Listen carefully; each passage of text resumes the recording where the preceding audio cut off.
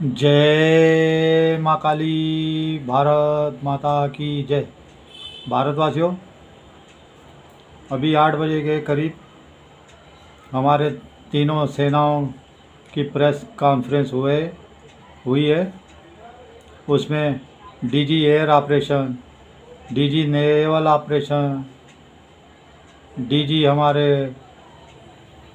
DGMO army, बहुत शानदार press briefing. उन्होंने बता दिया कि हमें खुली छूट मिली हुई है, जो चाहें वो हम सब कर सकते हैं, हमें कोई रोक टोक नहीं है। कल पाकिस्तान ने गलती कर दी थी, अपने आप ही कहा था कि युद्ध हम रोकना चाहते हैं और अपने आप ही फिर फायर कर दिया, वायलेशन कर दिया। और मैं बार बार कह रहा था कोई सीज़ फायर नहीं है। मैंने पहले ही 5 घंटे पहले वीडियो डाल दिया। देखिए आपके लिए कहाँ कहाँ से खबरें ढूंढ के लाता हूँ। मैं बार बार बोला, इंटरनेशनल, नेशनल, सभी जितने अखबार है, जितने विदेशी मीडिया, देसी मीडिया, सोशल मीडिया, सब पे सीज़ फायर गाना गा रहे हैं। मैंने कहा था कोई सीज़ फायर नहीं है। अरे आप उनकी प्रेस कॉन्फ्रेंस ढंग से तो सुनते ही नहीं कभी। एक एक वर्ड को, एक एक पॉइंट को उनके नोट किया करें। लेकिन आज देखो प्रेस कॉन्फ्रेंस में तीनों सेनाओं की क्या कहा गया है। सबसे पहले तो मैं बताता हूँ, कराची पूरी तरह हमारी निगाहों में है।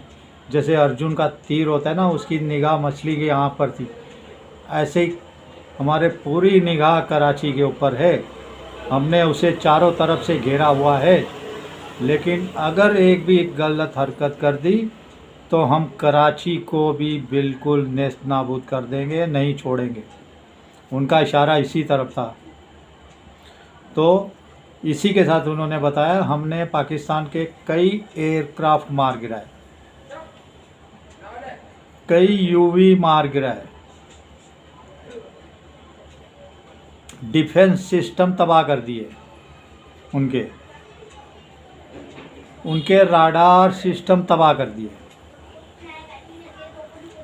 और हमारे सेनाओं के टारगेट कितने पिन पॉइंट थे, देखिए साथियों, भारतवासियों, कितने ज़बरदस्त पिन पॉइंट थे। मैं बताता हूँ, जो विमानों को छुपाने के लिए लड़ाकू विमान हो जाती है, उनके लिए गुफाएं बनाई जाती है, हैंगर बनाए जाते हैं, उनके अंदर खड़ा किया जाता है। लेकिन हमारे वायुसेना के वीरों ने वो बराबर उसी जगह पे पिन पॉइंट एक्यूरेट निशाना लगाया और उस हैंगर को तहस नहस कर दिया। तो कितने विमानों का नुकसान हुआ होगा अभी पता नहीं। और इसी के साथ उन्होंने पूछा कितने आतंकवादी मार गिराए। उन्होंने बोला 21 की लिस्ट तो बताई है मैंने, बाकी 100 से ऊपर पहुंच गए। अभी इसका चल रहा है हिसाब किताब, कहाँ तक, धीरे धीरे सब आएगा सामने।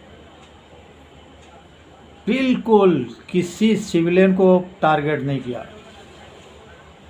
उन्होंने टारगेट किया पाकिस्तान के एयरक्राफ्ट को, पाकिस्तान के यूएवी को, पाकिस्तान के डिफेंस सिस्टम को, पाकिस्तान के रडार सिस्टम को, पाकिस्तान के ऑर्डिनेंस डिपो को, जहां उनका गोला बारूद रखा होता है। और ये सब मैं कह रहा हूँ, भारत तो देख ही रहा है। मैंने आपको बोला था भारत ने अपने सारे जितने सैटेलाइट है पाकिस्तान के ऊपर छोड़ दिए हैं, एक एक हरकत पर नज़र रखने के लिए। और इसी के साथ मैं बताता हूँ, इसको अमेरिका भी बैठ के देख रहा है बड़े ध्यान से, और दुनिया देख रही है। लेकिन सबसे ध्यान से जो देख रहा है, सबसे तिरछी तीखी नज़र से, वो चीन भी देख रहा है। सिर्फ 3 घंटे का ऑपरेशन, 3 घंटे के ऑपरेशन में 22% पाकिस्तान का एरिया हमने तबाह कर दिया।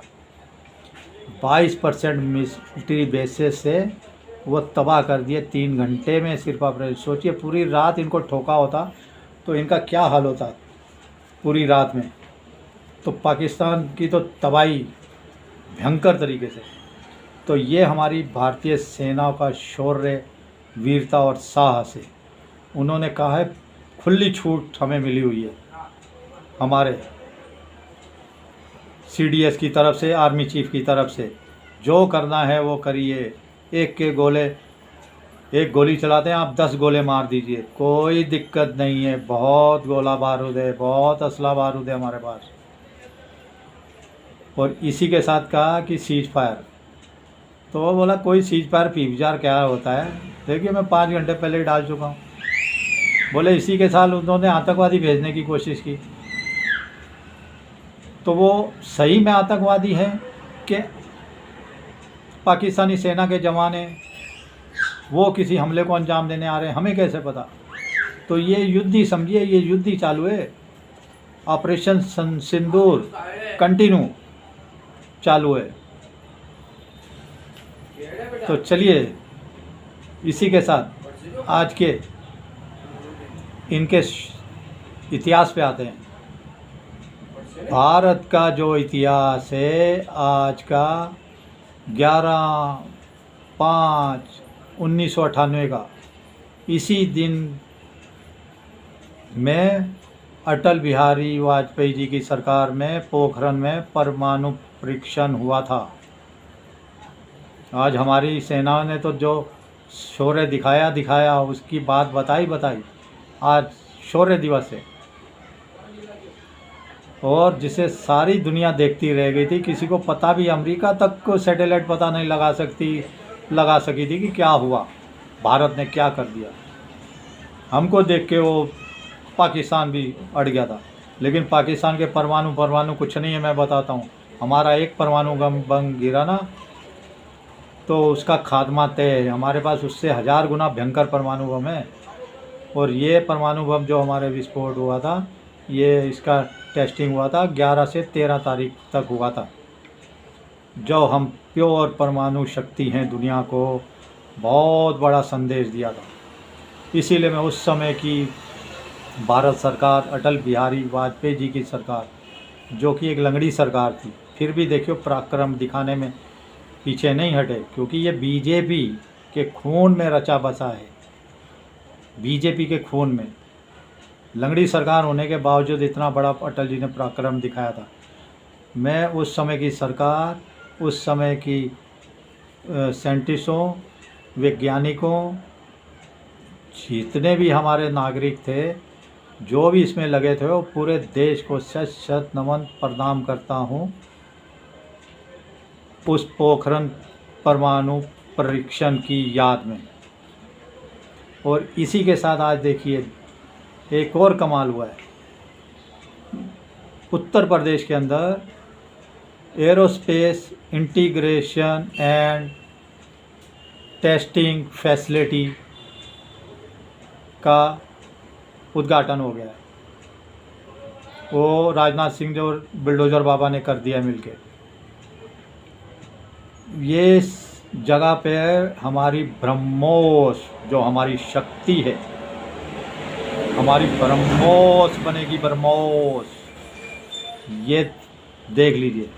और बुलडोज़र बाबा ने कहा है 60,000 युवाओं को रोज़गार मिलेगा, मेरे हिसाब से उससे ज़्यादा ही मिलेगा। तो ये aerospace integrated and facility testing system है। तो टेस्टिंग सिस्टम जो होता है ना, वो बहुत एक उच्च दर्जे की चीज़ होती है। जैसे हम हवाई जहाज़ बना रहे हैं, तो जब तक उसको टेस्ट ही नहीं करेंगे तो उसको हम मैदान में कैसे भेज सकते हैं लड़ने के लिए। तो कई महीनों के टेस्ट होते हैं, कई सालों के होते हैं।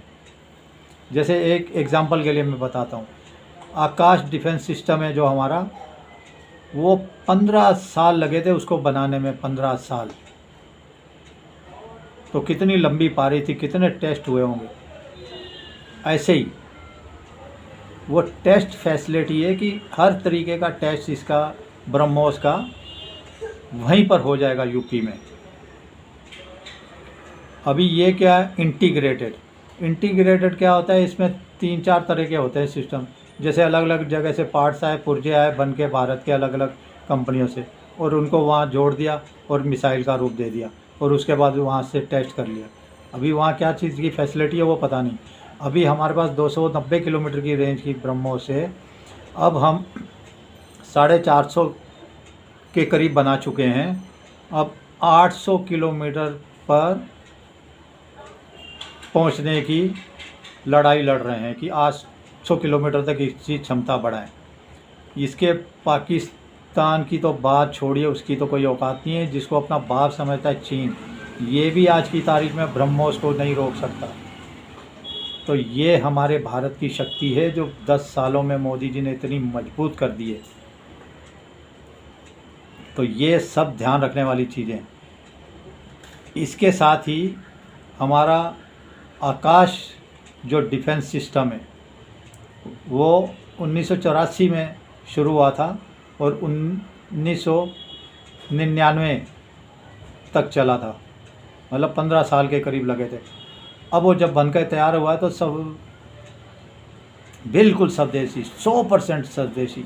आकाश डिफेंस सिस्टम का कोई लाजवाब ही नहीं है, जवाब ही नहीं है, लाजवाब है इसका काम। और मैं बताता हूँ, इसके ऊपर एक अलग से वीडियो बनाऊंगा आकाश डिफेंस सिस्टम पे, आपको पूरी डिटेल से बताऊंगा। और इसी के साथ एक और बात देखिए कि भारत ने ये रहीम खान एयरबेस को उड़ा दिया इनके, समझे ना। तो दूसरा सुकूर एयरबेस को उड़ा दिया भारत ने। तीसरा नूर खान एयरबेस को उड़ा दिया, जिसको चकलाला एयरबेस भी कहा जाता है, दूसरा नाम। और एक बात आपको मैं बताऊं कि परसों का सेना ने वीडियो जारी किया था 9 तारीख को। उसमें देखिए चुनियान जो एयरबेस है पाकिस्तान का, वो लाहौर से सिर्फ 70 किलोमीटर दूर है। 11:40 का वो वीडियो है जिसमें हमारी ब्रह्मोस गिरती हुई दिखाई गई है और उस समय अंधेरा है, क्योंकि विमान से लिए गए वीडियो में तो ऐसा क्लियरिटी नहीं आती है, लेकिन पता लग जाता है कि क्या है। जो समझने वाले नॉर्मल आदमी को थोड़ा मुश्किल होता है उसमें। तो सोचिए, जब वो रात को 11:40 में हमारी ब्रह्मोस गिरी चुनियान एयरबेस पे पाकिस्तान के, उस समय वहाँ के सैनिक खाना खा रहे थे। तो खाने खाते खाते ब्रह्मोस गिरी, तो सोचिए कम से कम उन्होंने 5 दिन तो खाना ही नहीं खाया होगा। जैसे, तो ये हमारे शूरवीरों का इतिहास है और वो कुछ कर ही नहीं पा रहे हैं, बस ड्रोन उड़ा रहे हैं जैसे हमास में उड़ाता रहता है, बस वैसे। लेकिन इसको रोकने के लिए हमारे पास इस समय 7-8 तरीके के सिस्टम हैं ड्रोन मिसाइल रोकने के लिए। एक नहीं है, कोई सुदर्शन चक्र नहीं है, कोई आकाश मिसाइल, ऐसे 7-8 सिस्टम है। एक इजराइल का भी सिस्टम है। तो कई सिस्टम है, हमने देसी और भी बनाए। तो इसी के साथ बता रहा हूँ कि दूसरा देखिए, जो सरगोदा एयरबेस उड़ाया पाकिस्तान का, सरगोदा एयरबेस है, वो भी बहुत कीमती एयरबेस है पाकिस्तान का एक। और उसकी एक सरगोदा एयरबेस की कहानी मैं आपको बताता हूँ, सच्ची, हमारे शूरवीरों की असली शौर्य की कहानी। 1965 में क्या हुआ था, सरगोदा एयरबेस को पाकिस्तान के उड़ाने के लिए कहा गया था। उसके अंदर हमारे विंग कमांडर थे A.B. देवैया जी। फिर से सुनिए, A.B. देवैया जी हमारे विंग कमांडर थे। सरगोदा एयरपोर्ट को उड़ाने के लिए उन्हें भेजा गया। तो वो जब वहाँ गए तो उन्होंने सरगोदा एयर बेस पे हमला कर दिया, उसे उड़ा दिया, मतलब अपना टारगेट अचीव कर लिया। लेकिन जब वो वापस आ रहे थे A.B. देवैया जी, तो उनके पीछे पाकिस्तानी एयरक्राफ्ट लग गए। पाकिस्तान एयरफोर्स के एयरक्राफ्ट जब पीछे लग गए तो फिर तो आपको पता है सीधे तो आ ही नहीं सकते। इन्होंने उनको देख लिया, उन्होंने इनको देख लिया। तो उस लड़ाई में तो इधर उधर जाना पड़ेगा ना, 100 किलोमीटर उधर, 200 किलोमीटर घूमना फिरना पड़ेगा लट्टू के जैसे अपने को बचाने के लिए। तो उस समय उनका फ्यूल जवाब दे गया। और फ्यूल जवाब देने के जब उन्होंने देखा तो उन्होंने बोला फिर साला इनसे डटी जाते हैं, लड़ जाते हैं। तो उन्होंने एकदम पलटी मारी, अपना जो एयरक्राफ्ट था उसको उल्टा घुमा लिया और धनाधन उनके एयरक्राफ्ट की तरफ निशाना लगाना चालू किया और फिर सरगोदा एयरबेस पे भी क्रैश करवा दिया अपना जहाज़ उधर ही। तो AB देवैया जी वीर गति को प्राप्त हुए थे। उन्होंने अपना सर्वोच्च बलिदान दिया था भारत की रक्षा के लिए। ये भी एक सच्ची वीरता की कहानी है। अगर गूगल सर्च करके देखोगे सरगोदा एयरबेस AB देवैया जी तो पूरा निकल के आपको आएगा। तो उसके बाद में उनको महावीर चक्र से नवाजा गया था, उनके परिवार को। उन्होंने तो वीर गति प्राप्त कर ली थी। अपना उच्च बलिदान जो था भारत की रक्षा के लिए दिया था। तो उस समय तो सोचिए कि एक जाने के लिए कांग्रेस की सरकार ने पेट्रोल दिया था और आने के लिए दिया था, चले जाओ और वापस आ जाओ। इधर ना 10 किलोमीटर जाना ना 10 किलोमीटर इधर आना।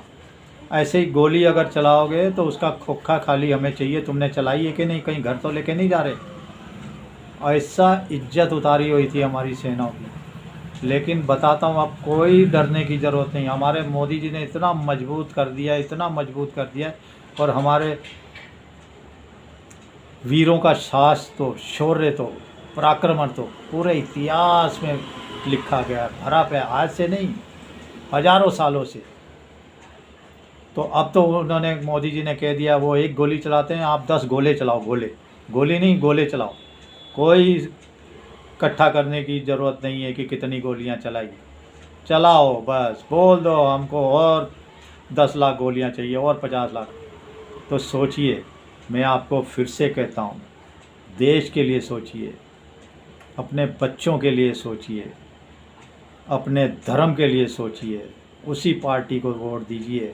मैंने पहले भी कहा, इतनी दिक्कतें आने के बाद भी अटल जी ने आज के दिन ही परमाणु परीक्षण किया था।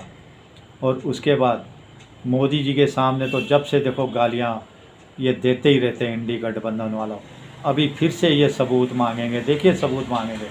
लेकिन इनको इतनी शर्म नहीं आएगी कि पाकिस्तान वाले खुद वीडियो बना बना के सबूत, हज़ारों वीडियो पाकिस्तान वालों ने बनाए। क्योंकि आजकल सोशल मीडिया का ज़माना है, कुछ भी छुपा नहीं है, कुछ भी छुपा नहीं है। देखिए इतना डर रहा हुआ है पाकिस्तान, रात रात को 2-2, 3-3 बजे प्रेस कॉन्फ्रेंस कर रहे हैं। कल शहबाज शरीफ की प्रेस कॉन्फ्रेंस देखो और हमारे वीरों की वीरता देखो। उन्होंने बोला हमारे खुली छूट मिली हुई है, अगर पाकिस्तान ने यही कोई हरकत कर दी तो हम उससे भी भारी तबाही लाएंगे।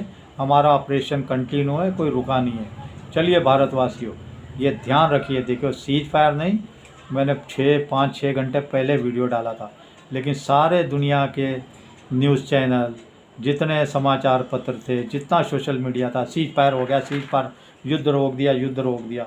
कोई युद्ध वुद्ध नहीं रुका था। मैंने अकेला आपको बताया, अकेले ने। देखिए कहाँ कहाँ से आपके लिए खबरें ढूंढ के लेता हूँ।